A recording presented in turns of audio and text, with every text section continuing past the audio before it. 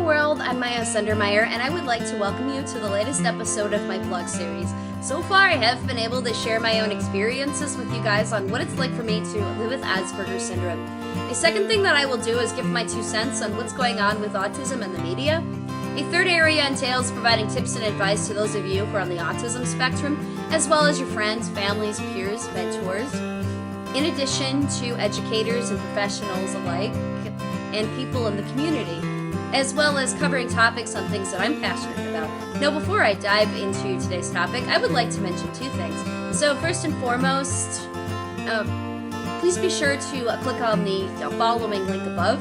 This is by another man with Alex Alinkwitz, and he created a video called Asperger's in My Mind, and it went viral after being created in 2007. A second thing that I would like you guys to do is check out my written blogs on WordPress.com. That's helloworld240.wordpress.com. What I would like to do now is cover today's topic, and it's all about Autistic Pride Day. Now, what is Autistic Pride Day? It is a day that is cherished by individuals on the spectrum, as well as family members and organizations around the world. And rather than looking at the deficits this time, Autistic Pride Day looks at all the strengths that were made by an individual with autism, such as Albert Einstein, Mozart, Thomas Jefferson, Benjamin Franklin, Dr. Temple Grandin, and Steve Jobs, Bill Gates, and many other great minds out there. And I wanted to start by mentioning some of the things that autism is not. So first and foremost, autism is not a mental illness. It is not a psychosis.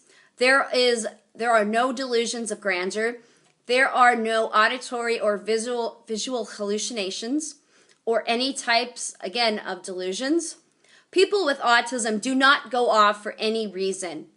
They will most likely go off if they don't like the types of clothes that they're wearing because they might be too scratchy. Or if a balloon pops, that might put them into a tailspin. They may not like the bright light. Some of the other things that you need to know about autism is that we have trouble reading social cues. We have trouble with facial expressions.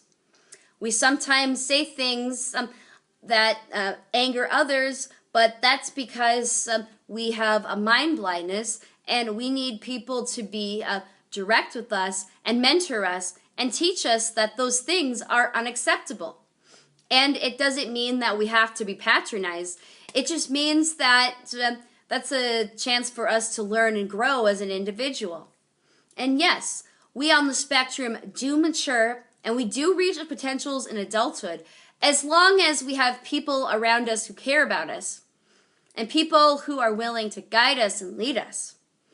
And one of the things that I've learned is that we are about 2/3 of our age. Right now, I feel like somebody who's about 25 years old, even though I am 34.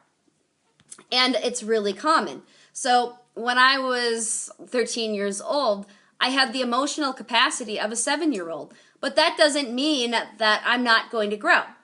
For one thing, I didn't learn that I was good at mathematics until I was 21 because I was in special education where they taught me that it would be too hard for me and that I would never learn algebra or trigonometry or calculus. Well, guess what?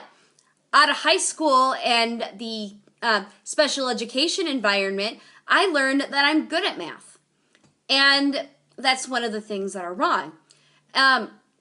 And one of the other things about autism is we are not disabled. We're human beings just like everybody else.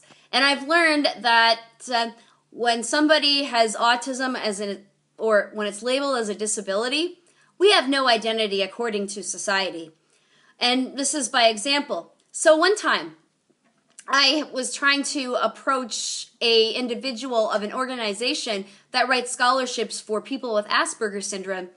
And I had recently lost my job, and I was looking for some scholarships to finish my education.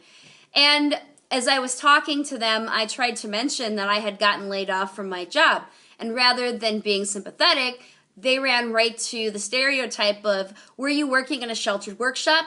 And I said, no, I'm not disabled. And their response to me was, then what are you? I can't help you unless you're disabled. And I just really think that's tragic that people have to go and think that because we have a label, it means that we have no identity. And I think that's what's wrong with society. And for those of you that are going into professions dealing with autism, you need to remember that we have an identity. You need to remember that we have a mind. You need to remember that we think differently. You need to remember that we learn differently. You need to be patient with us. You need to learn everything you can about autism, and not from the level of an organization that's going to say that autism is bad. You need to learn from scratch, and you need to learn from the level of a professional, but as somebody who is willing to care and somebody who's willing to be educated. Now, if you have any questions or comments on what I've just talked about, please be sure to state below. Also, do not forget to share and subscribe. Please also be sure to check out my written blogs. And also, you can watch my videos anytime you want. Until next time, I'm Maya Sundermeyer.